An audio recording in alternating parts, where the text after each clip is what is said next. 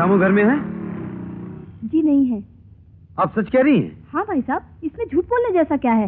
सुनील कपूर का आदमी आया था और उनको अपने साथ ले गया। अब वो तेरे पर भी शक करेगा।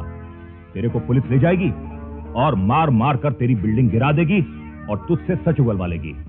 इसलिए जो मैं कहता हूं मेरी बात मान। ये ले रुपया और शहर के बाहर जो मेरा गेस्ट हाउस है वहां जाकर रहे। मगर मेरी बीवी? ओह, मेरा मतलब है उसकी देखभाल मैं करूंगा, तू जाना। अच्छा, चलता हूं, नमस्ते। क्या रे, शामू कौन सी गाड़ी लेकर जा रहा है? वही साहब जिसमें बम रखा है।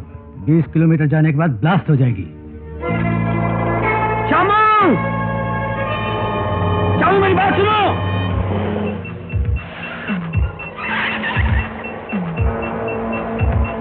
शामू! शामू रुको!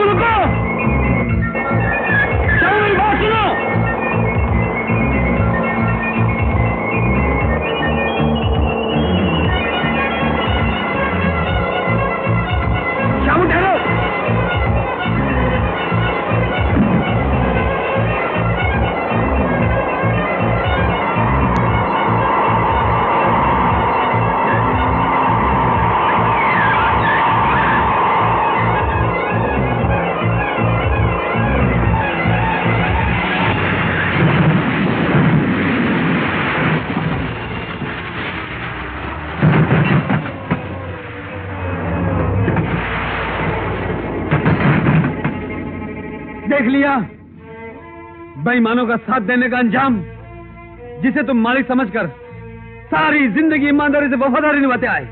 उसी दिन तुम्हें खत्म करने के लिए गाड़ी में टाइम बम लगाया हुआ था। अब ठीक कह रहे साहब, आपका बहुत बहुत शुक्रिया, आपने मेरी जान बचाई। इसके बदले मैं कोर्ट में सच बोलकर एक बेकसूर की जान बचाऊंगा साहब। अमृतलाल क्या था, उसका असली चेहरा क्या था, सब बताऊंगा। मैं कोर्ट में गवाही देने को तैयार हूं साहब। अरे पंडित जी, पंडित जी! सुनील कपूर गुंडों को साथ लेके आया था, मुझे पीटा और संध्या को जबरदस्ती उठा के ले गया और धमकी देके गया है कि शामू को पुलिस के पास ले जाने के बजाय उसके हवाले कर दो, तभी वो संध्या को लौटा देगा, वरना।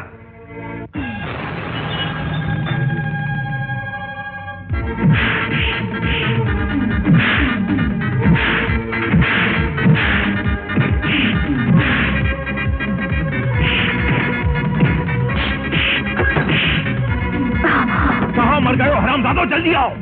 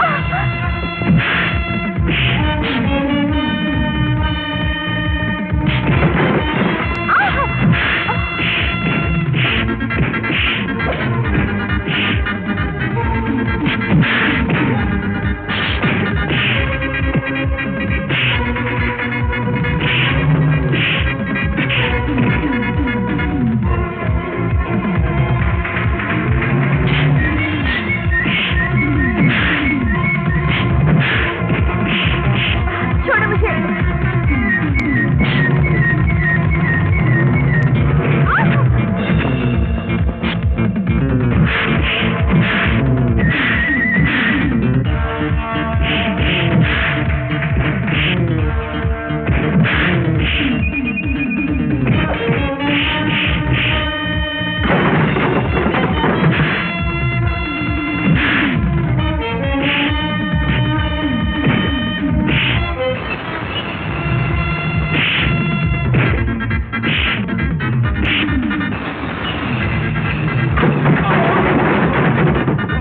कमीने, संध्या के माता पिता की हत्या में तेरा भी हाथ था। इतने दिनों तक तू अपने आप को निर्दोष साबित करता रहा। अगर संध्या को इस बात का पता चल जाता तो जिस तरह उसने अमृतलाल का कत्ल किया था उसी तरह वो तेरा भी खून कर देती। इसीलिए तू ड्राइवर शामू को जान से मार डालने की कोशिश कर रहा था। संध्या के परिवार की हत्या से मेरा कोई संबंध नहीं है। अबे जा कमीने, इतने बरसों तक तू पुलिस की आंख में धूल झोंक कर बचता रहा, लेकिन कल जब संध्या के केस का फैसला होगा तो मैं तुझे अदालत के कटोरे में खूनी की हैसियत से खड़ा करके तेरे हर पाप जो तूने किए उसकी सजा तुझे दिलवा कर रहूंगा। चल। 15 साल पहले पंडित सोमनाथ जी का मकान जलकर राख हो गया था। क्या वो एक हादसा था या किसी के कहने पर आग लगाई गई थी? कहने पर आग लगाई गई थी। किसके कहने पर आग लगवाई गई थी? अमृतलाल जी की। तुम्हें कैसे मालूम? क्योंकि अमृतलाल जी के साथ साथ मैं भी उस जुर्म में शामिल था। ये सब कैसे हुआ? क्या तुम अदालत को तफसील से बता सकते हो?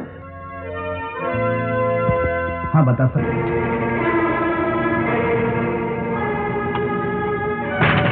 कौन है आप? ये क्या कर रहे हैं? कुछ नहीं। कल रात भगवान मेरे सपने में आए और कहने लगे मुझे ये हीरे मोती के जेवरात नहीं चाहिए, ये बोझ मुझसे उठाया नहीं जाता, इसीलिए वजन कम कर रहा हूँ। ऐसी बात थी तो मुझसे कहा होता। इस तरह रात को उतारने का क्या मतलब? चलो हटो यहाँ से, हटो, नहीं तो मैं शोर मचा के सारी बस्ती को इकट्ठा कर लूंगा।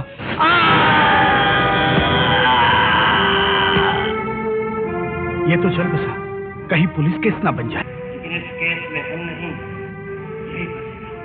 तुम्हें काम करो, इसकी लाश उठा के तुरंत मिल जाओ। हरे कृष्णा। कितने दुख की बात है भाइयों। मंदिर का पुजारी मंदिर के जेवरात लेकर भाग गया। भगवान का सेवक अगर भगवान को नंगा करके भाग जाएगा तो इस संसार का क्या होगा? ये धरती फट जाएगी, आसमान टूट कर गिर जाएगा। क्यों सुनील? वो तो भगवान की बिल्डिंग हिलाकर निकल गया है। मुझे तो लगता है कितने कीमती जेवरात लेकर वो भाग गया है और अब वो वापस नहीं आने वाला। क्यों भाइयों, आपको क्या लगता है? हमें लगता है वो फरार हो गया है, अब वही आएगा। उसकी गिरफ्तारी पर इनाम रखवाना चाहिए। नहीं, ऐसा मत कहिए। वो कभी ऐसा नीच काम नहीं कर सकते। मैं पंचायत से विनती करता हूँ, अभी और इसी वक्त चोर सोमनाथ के बीवी बच्चों को धक्के देकर इस गांव से बाहर निकाल दिया जाए। शांति। ये कैसा जुल्म है भाइयों? चोरी एक करे और उसकी सजा उसके बेगुनाह घर वालों को मिले, ये तो एक अन्याय। भगवान कृष्ण ने कहा है कि क्रोध पर काबू रख, क्रोध से जोश आता है और जोश से सर्वनाश होता है।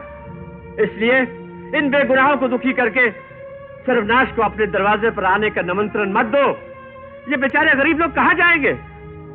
मेरी आप सब लोगों से हाथ जोड़कर ये विनती है कि सोमनाथ के जुर्म की सजा इन बेगुनाहों को न देते हुए इन्हें यही रहने की आज्ञा दी जाए।